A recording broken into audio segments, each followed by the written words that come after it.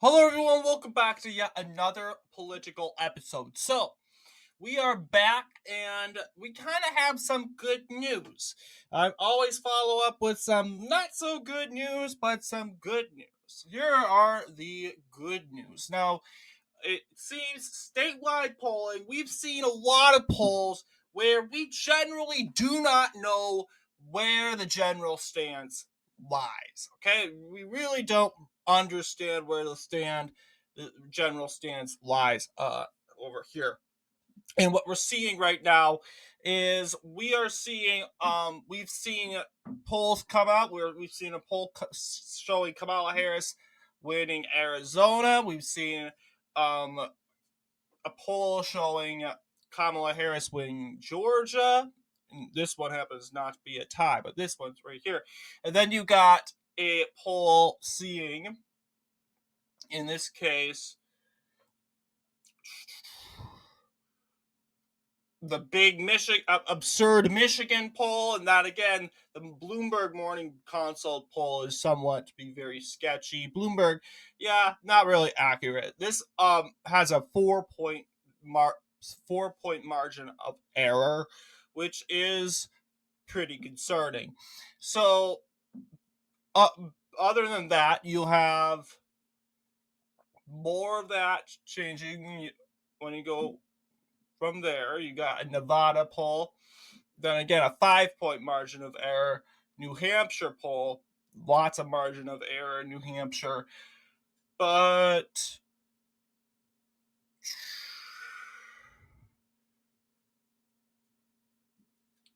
yeah, apparently it's not as bad as a lot of doomsday Republicans are making it seem.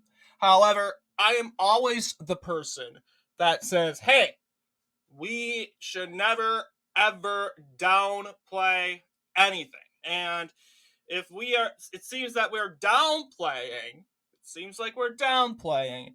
We need to get back up. So yes, I believe this was that yesterday's?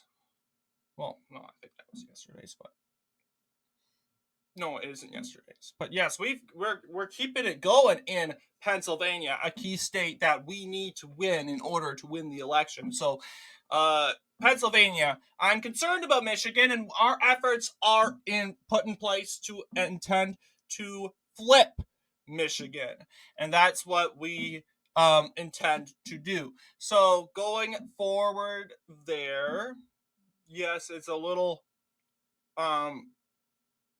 as you should know, cross catchy by a tiny bit, but I'm mainly looking at a poll specifically going all the way to, let's see,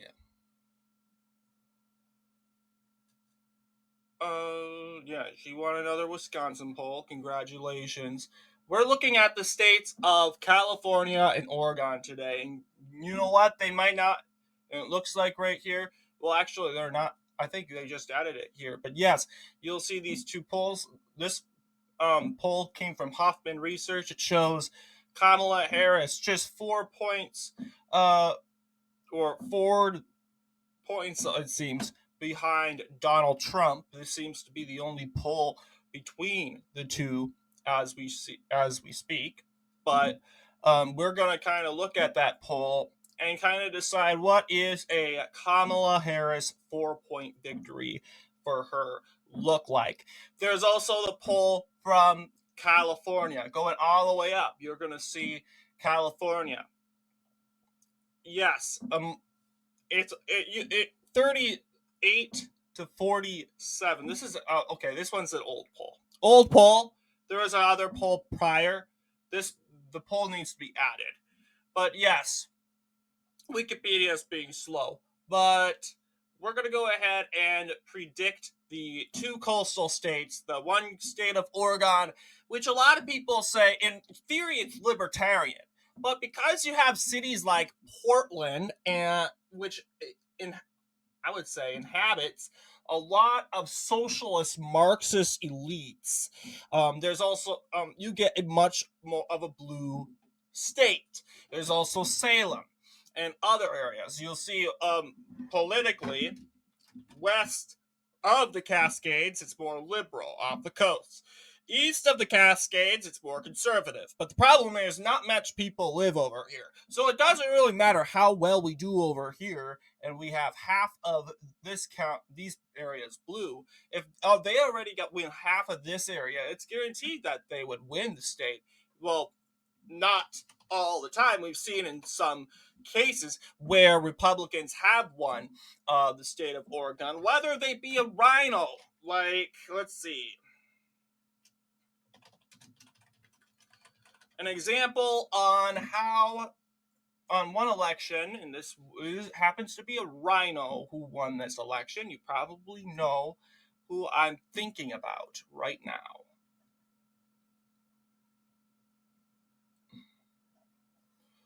But let's see. I don't think. No. Treasurer.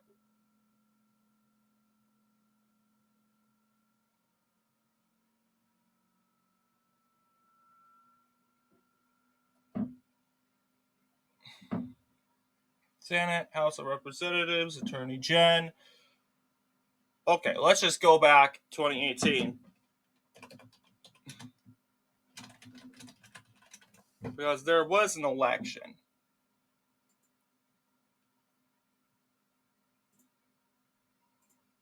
A certain someone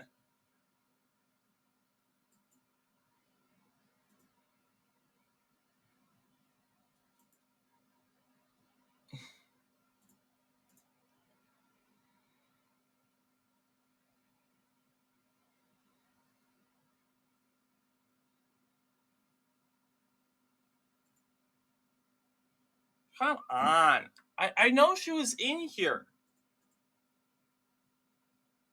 Really?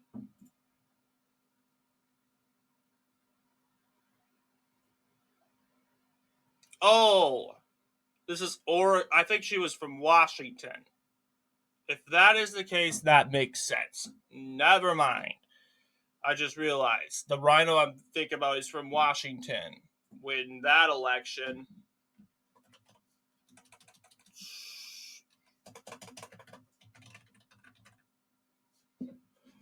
that specifically pointing out Kim Wyman, who resigned after winning re-election to the Washington Secretary of State, and ultimately became the said served under the Biden administration. Done. And I don't know. She was appointed to. I don't think she was a part of the administration. Oh yes, election security at the Cyber Security and Infrastructure Security Agency. So in the said Biden administration. Oof, what a traitor. But yes, you'll see big rhino. You'll see these areas of Washington would genuinely be Democrat. But really, you only have Kings County, which has Seattle. You even have, I want to believe, Olympia is over here somewhere. Olympia could be right here. And you just have a rural county and this rural island, and that's really it. And all that is just 46% for Gal Tarleton. So yeah, Kim Wyman. I guess that's what you need to be in order to win woke Washington. The example I was really referring to in Oregon was I don't know if he was a rhino, actually. I really don't know. And you guys could comment down below and let me know if he really is. But yes, Dennis Richardson, really, he carried and won at all these counties. He broke through this county, and that's really how you win. You have to break through this area between, and keep Multnomah counties from these counties from expanding. Yeah, we don't want these to link together like we see here. where they're together in a circle. We kind of want them to keep them separate, and that helps Dennis Richardson win by 47% of the popular vote. Let me know down below if you think Dennis Richardson's a rhino. Then again, it was much more moderate time back then. You'll see a majority of polls were in his favor, but who knows? Anyway, going forward though, let's talk about our first prediction. So a Harris win by, what are we looking at? A Harris win by 4. I would say a Harris win by 5. And one of the very closest elections, like we've seen in the past, would be the Oregon gubernatorial election. We can take a look at that.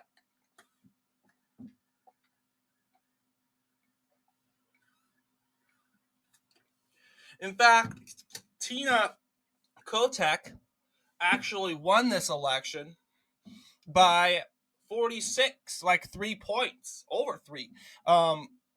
So ideally, I don't think we got any more polls involving Kamala Harris and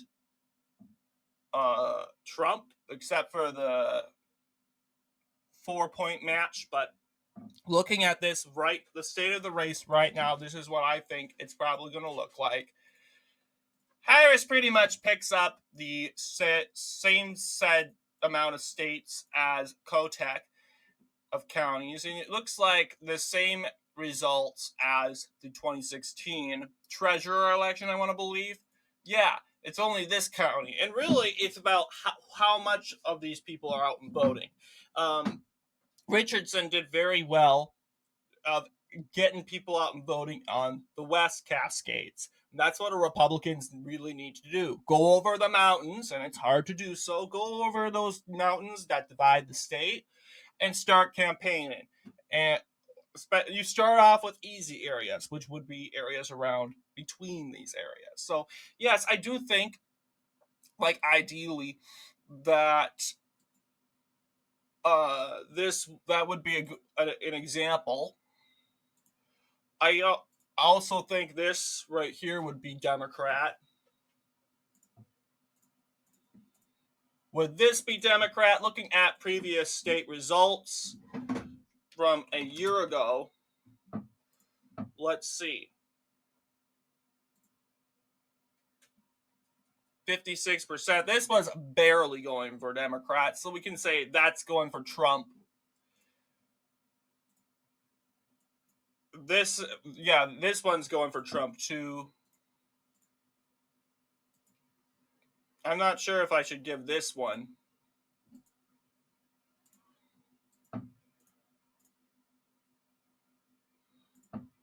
We could. We'll just pretty much conclude it looking like this. That's sort of the idea being at play here. And you just have this one county in the center. And that one center county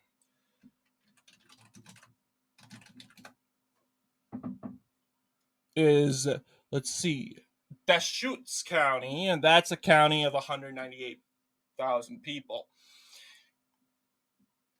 Looking at that, yes, this is a sort of 5-point.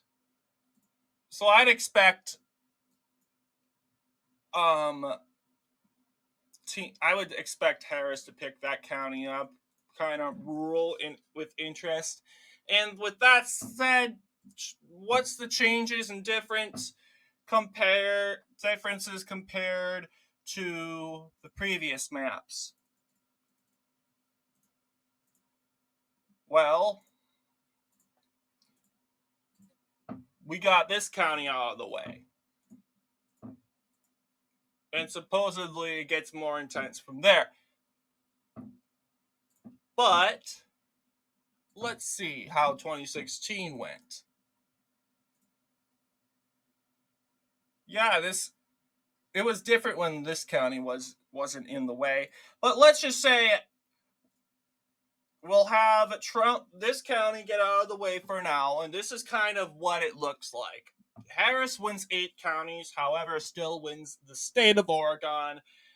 Red Eagle Politics very smartly came out and said, yeah, there's no flip in this state, Republicans, we haven't really seen a decent victory since 2016. So we got to go in here thinking, you know what? It's been 8 years since we've seen a legitimate victory. We kind of need to expect the worst when it comes to the state. But good poll so far, dropped by Hoffman Research. I really do like this poll. And it looks like things could be in our favor. We just can't get our hopes up. But now we go to the state of California. And this state's going to be a little bit more difficult. And when I say difficult, I mean, like, we got to start over sort of difficult. Because in recent Trump versus Biden predictions, we had the state more with trending more to Trump, with Biden winning by an overwhelming margin, understandably.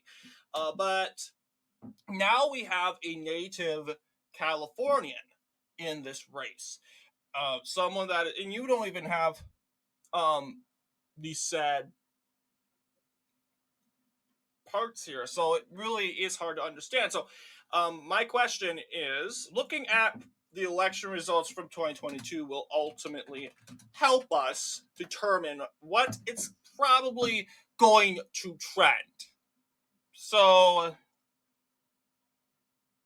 I use the election of 2022, the 2022 United States Senate election, as an example. You'll see Alex Padilla, he ended up picking 60% of the popular vote. Well, this is difference between the special and non-special elections. Same results, but when you see this election, yeah, same deal. You got